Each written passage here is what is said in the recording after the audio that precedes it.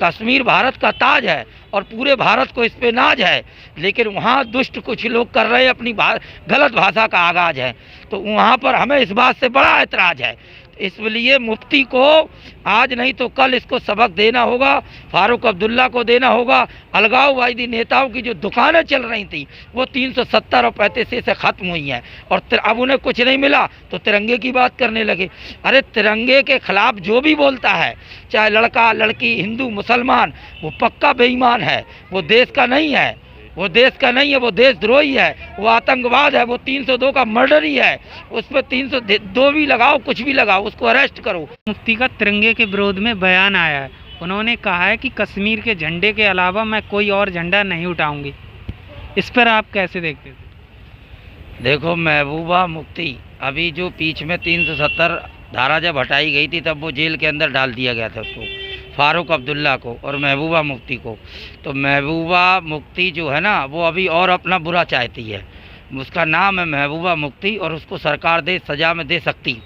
दूसरी बात, और इतनी सख्त उसको सज़ा मिलनी चाहिए, उसे इतनी सख्त मिलनी चाहिए कि वहाँ के कश्मीर के लोग जो हैं उनकी भी रूह काँप जाए। और वहाँ के लोगों को, अब महबूबा ने जो बयान दिया वो क्यों दिया? फारूक अब्दुल्ला ने अभी कुछ दिन पहले बोला था, कांग्रेस से भी कोई ना कोई बोलता रहता है, तो महबूबा ने ये सोची मैं पीछे क्यों रह जाऊं, तो मैं भी कुछ ना कुछ बोल दूं। तो वो जो झंडे के खिलाफ जो भी बोलता है, या नेता हो या अभिनेता हो या अभिनेत्री हो, कोई भी हो, ये जो मोदी जी इसमें ना ऐसी बीन बजाएं जो कोई ना कोई सांप निकल के आए। और ये सांप जो निकले हैं, ये महबूबा मुफ्ती जैसा सांप, और ये नागिन है ये, और अब्दुल्ला जैसा सांप, और भी आस्तीन के सांप जो हैं अपने देश के अंदर हैं, जो अपने अंदर हैं वो, तो इनको सबको कुचलना है। अब इनको प्यार और प्रेम की भाषा अच्छी नहीं लगती है, इनको कुचलना चाहिए, और आज नहीं तो कल, जल्दी से जल्दी। नहीं तो, और रही बात तिरंगे की, तिरंगे के बारे में शर्म नहीं लगती उसको, दुष्ट कहीं की शर्म नहीं लगती उसको, तिरंगे का अपमान कर रही है।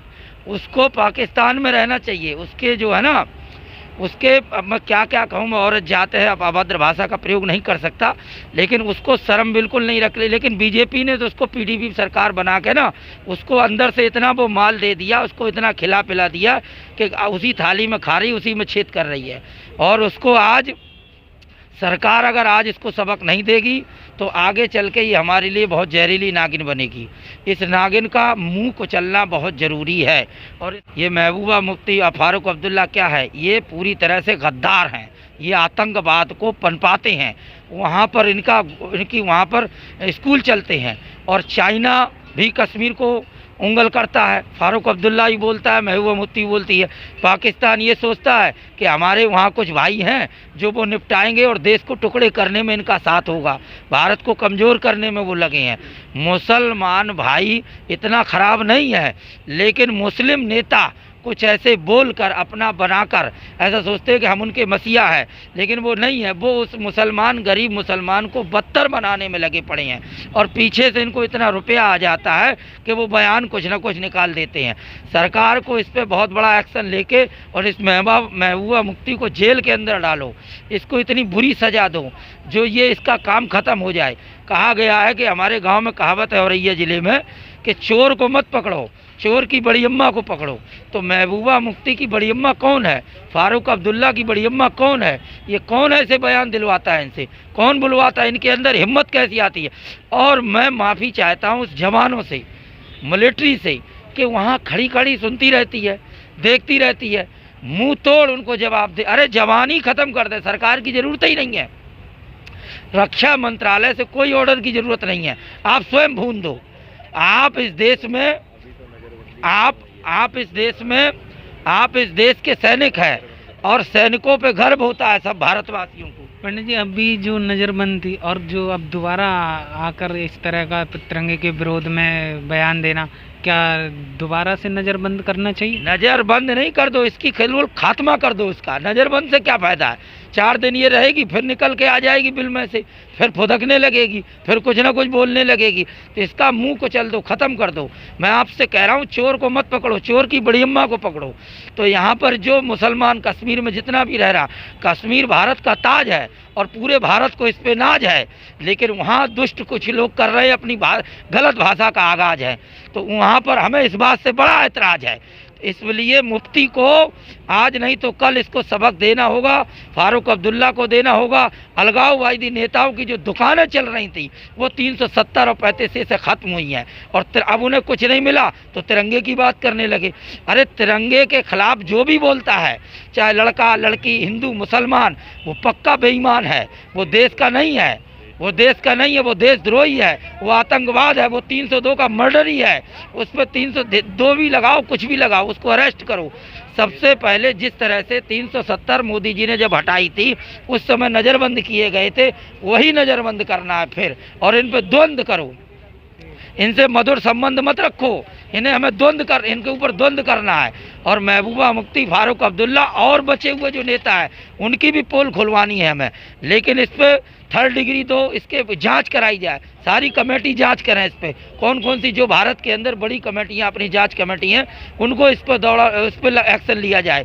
ऐसे मसला हल नहीं होगा। ये 370 हट गई, अभी तक तो हम रो ही रहे थे 73-72 साल से, अब ये एक नया मामला शुरू हो रहा है। दूसरी बात, आप जब 370 हट चुकी है तो कश्मीर के लोगों को सबक क्यों नहीं मिल रहा है? क्यों नहीं सबक में समझ में आ रहा है, और क्यों नहीं वहाँ पर कड़ी कार्रवाई हो रही है? अभी भी अगर तिरंगे के खिलाफ कोई बोलता है तो इसका मतलब वहाँ पनप रहे हैं कीड़े, वहाँ जो बदबूदार कीड़े नाली में फका के ऊपर आ रहे हैं, वो निकल रहे हैं, वो चाहते हैं कि वो फिर अपना बसावट बनाना चाहते हैं। तो यहाँ पर जब महबूबा मुफ्ती ने तिरंगे के विरोध में जो बयान दिया था, तो इस पर विपक्ष क्यों मौन है? राहुल गांधी, केजरीवाल और जो प्रियंका वाड्रा, इस पर क्यों कुछ नहीं बोलते? वो तो उन्हीं के सांप हैं, वो तो उनके सपेरे हैं। उन्होंने अपनी टोकरी में ऐसे सांप पाल रखे हैं, जहाँ जैसी ज़रूरत पड़ती है वैसा ही सांप छोड़ देते हैं। और ये तो सांप नहीं, सांपिन है, नागिन है ये महबूबा मुफ्ती। मैं आपसे फिर वही शब्द कह रहा हूँ कि चोर को मत पकड़ो, चोर की बड़ी अम्मा को पकड़ो। इसकी चोर की बड़ी अम्मा कौन है इसमें, ये जानना होगा, ये पहचानना होगा। आप अभी भी धोखे में, मोदी जी, प्रधानमंत्री जी, आपने बहुत अच्छा किया, देश के अंदर देश को लेके चल रहे हो, देश को सुरक्षित है। कोरोना काल के लिए भी आप निर्देश देते रहे, बार बार देश के साथ रहे, कभी थाली बजवाई, कभी ताली बजवाई, कभी दिया जगवाया, बहुत अच्छी बात है। इससे क्या होता है, महात्मा गांधी ने आज़ादी के समय में एक बात बताना चाहता हूँ आपको, अंग्रेज़ों से लड़ने के लिए क्या किया? चरखा चलाया। चरखा से आज़ादी थोड़ी मिली, चरखा एक ऐसी धारणा बन गई थी, इस धारणा के लय में चरखा से जीत मिली। इसी प्रकार से मोदी जी ने भी ताली बजवाई, थाली बजवाई या दिया जलवाया, एक ऐसी मानसिकता बना दी, लोगों के मन को गिरने नहीं दिया, उसको मजबूत रखा, कायम रखा, तब ऐसा किया। देश का प्रधानमंत्री बहुत सॉलिड है, मैं मानता हूँ, लेकिन इस समय मुफ्ती, ओबीसी और अभी उटपटांग बयान कमलनाथ ने दिया, कहीं किसी ने दिया, कोई महिलाओं के खिलाफ बोलता है। अरे ठीक है, चलो हम इसको धीरे धीरे निपट लेंगे, घर की लड़ाई है। लेकिन ये आज मुफ्ती का देखिए आप, मतलब कोई मतलब ही नहीं, तिरंगे के खिलाफ बोल रही है। तिरंगे के खिलाफ का मतलब देश के खिलाफ, और देश के खिलाफ का मतलब देशद्रोही, आतंक। इन सांपों को अगर आप नहीं कुचलेंगे तो ये सांप बड़े रूप में आ जाएंगे। जैसे तक्षक नाग ने परीक्षित जी को डसा था, उसके बाद तक्षक नाग नहीं मर पाया, विष्णु जी के शेष सैया पर लेट गया था, जाके वहाँ बच गया वो। उस तक्षक नाग से आज आपने देखा विश्व के अंदर कितने सांप हैं।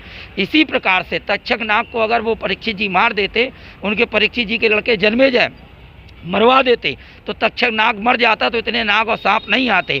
इसी प्रकार से जो महबूबा मुफ्ती और फारूक अब्दुल्ला जैसे नाग हैं और नागिन हैं, इनको अगर आप नहीं कुचलोगे तो और इसी तरह के आतंकवाद पैदा हो जाएगा हर स्टेट के अंदर। आप ये देखिए, कश्मीर का मुद्दा हल्के में नहीं है। आप 370-35 से हटा के शांति से बैठ गए, मसला यहाँ हल नहीं हुआ है, अभी और आग लगेगी। आप इसको जड़ से ख़त्म करिए प्लीज़। आप वहाँ की जनता के भीतर जाइए, नहीं तो आप अपना कोई बंदा ऐसा भेजिए जो वहाँ के माहौल को, वहाँ की शांति कायम रखे, वहाँ पर सुरक्षित करे, लोगों को विश्वास दिलाए। वहाँ के लोगों के, वहीं के लोगों का विश्वास है, अब आपका नहीं है। आपने जितना काम किया है, कराया है, जैसे तैसे देश की बागडोर सुरक्षित रखी है, लेकिन उसके बाद भी कश्मीर के लोगों को नमक हराम है। 2 रुपए के चावल, 1 रुपए में चीनी, इतना सस्ता भोजन, अरबों रुपए खर्च हो गई। और वहाँ के दुष्ट लोगों को समझ में नहीं आता है कि ये देश किसके लिए कर रहा है, ये देश का प्रधानमंत्री किसके लिए कर रहा है। और आज तक 72 साल 73 साल से नेहरू जी के राज्य से चलता चला आ रहा है। तो कश्मीर के लोग क्या हैं, पत्थर दिल हैं क्या हैं, नमक हराम है क्या, एहसान फरामोश है क्या? वो इधर उधर का पैसा खा के, दोनों देशों का, चाइना का और पाकिस्तान का खा के वो अपने आप को, और जो अलगाववादी नेता हैं उनकी औलादें कश्मीर में नहीं है, सबके बाहर अड्डे बना रखे, सबके डिपो बाहर हैं। लेकिन वहाँ की जो जनता बेबस जनता है, कश्मीर की जो बिना पढ़ी लिखी बेबस जनता है, उस जनता के साथ अत्याचार हो रहा है। और वहाँ ये वहीं के लोग वहीं पर भ्रष्टाचार कर रहे हैं।